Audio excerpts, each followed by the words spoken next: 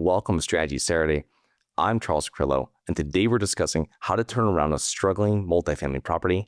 Let's get started. Acquiring a struggling property can be a headache, but what can make the process manageable is knowing what is wrong with the property before putting in an offer and closing. The challenges associated with a struggling property present some of the best value-add opportunities in multifamily investing. In most scenarios, a struggling property is the result of poor management, but we are going to need to diagnose the problems more specifically in order to fix them. So number one, diagnosing the real problems. Why is a property struggling? And it can be a combination of these factors: poor management, bad tenant base, deferred maintenance, subpar lease enforcement.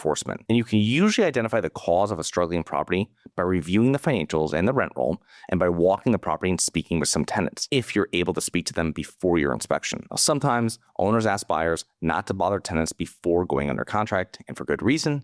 Sellers don't want to create any issues with current tenants, especially if the potential buyer doesn't move forward. Number two is cleaning up the tenant base. So once we have closed on the property, we want to identify problem tenants and minimize these issues going forward. And we do that by changing property management. If property is struggling, we want to switch the property management first. Enforcing the lease.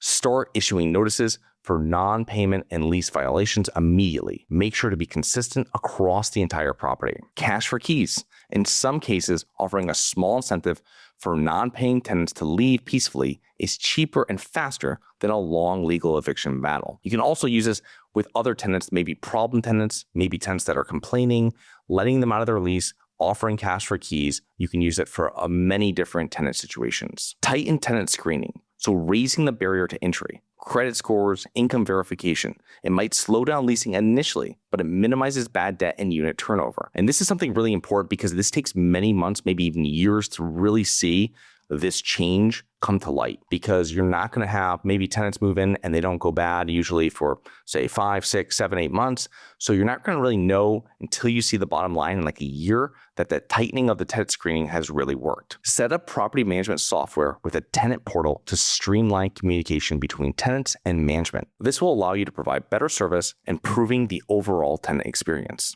And if you want to learn more about effective tenant screening, you can check out episode SS203. That's SS203. Number three is addressing deferred maintenance. At the same time as we clean up the tenant base, we want to address all deferred maintenance items. Create a list of major to minor issues and start addressing them. Start with the main systems: HVAC, plumbing, and roofing issues. Then continue with other deferred maintenance. Number four is value renovations. Once the main issues with the property have been addressed, your management has been changed, and tenant screening has been tightened, we can start working on our value-add business plan. Start executing your value-add business plan. As units turn over, renovate them and start testing the market with updated units at new rental rates to see whether your pro forma was correct. Start the common area upgrades. This is where you can start updating hallways, lobbies, parking lots, landscaping, signage, lighting, painting, etc. An important note will be that you do not want to replace items marked as deferred maintenance that are going to be replaced with upgraded units soon. We also rarely renovate every unit as they turn. Maybe renovate a portion of them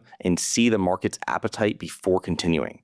Only in really hot markets with rent increases and strong demand for newer units do we want to get aggressive about the number of units we're renovating. Turning around a struggling apartment building isn't easy, but it's one of the most rewarding strategies in multifamily investing. If you follow a structured approach, diagnosing the problems, stabilizing operations, upgrading the property and tenants, and renovating strategically, you can unlock significant value. I hope you enjoyed. Please remember to rate, review, subscribe, submit comments and potential show topics at globalinvestorspodcast.com. If you're interested in actively investing in real estate, please check out our mentoring programs at syndicationsuperstars.com. That is syndicationsuperstars.com. Look forward to another episode next week. See you soon. Have you always wanted to invest in real estate but didn't have the time, didn't know where to find the deals, couldn't get the funding, and didn't want tenants calling you? Since 2006, I've been buying income-producing properties in great locations that provide us with consistent passive income while we wait for appreciation in the future and take advantage of tax laws while we're waiting. And unlike your financial advisor, we invest alongside our investors in every property we purchase.